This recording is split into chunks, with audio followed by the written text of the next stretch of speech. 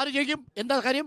ആരിഫല്ല വേറെ ആരും ജയിക്കത്തില്ല ഇവിടെ. എന്താ കാര്യം? അതല്ല, ഈ കഴിഞ്ഞ 5 വർഷക്കാലം ആലപ്പുഴയുടെ റാഡിക്കൽ ചേഞ്ചിന് വേണ്ടി പോരാട്ടങ്ങൾ അനവധി നടത്തിയ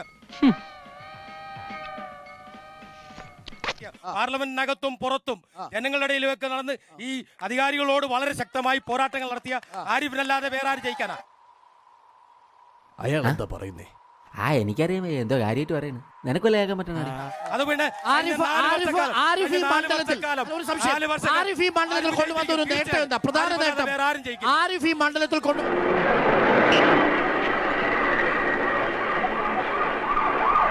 പ്രധാന നേട്ടം എന്താ? ഈ കാണുന്നത് ഇപ്പൊ നിങ്ങളുടെ മുമ്പിൽ ഫ്ലൈഓവറോ?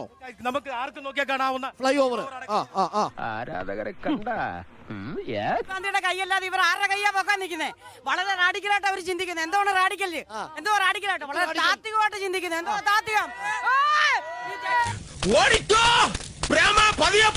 എനിക്ക് ദേശത്തെ വഴിയേറിയില്ല.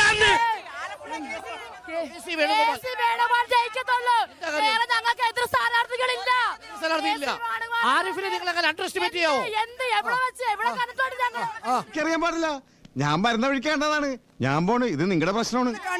ആരിഫിനെ കണ്ടിട്ടില്ലേ? ആരിഫ് MP ഇവിടെ ഉണ്ടായിരുന്നില്ലേ?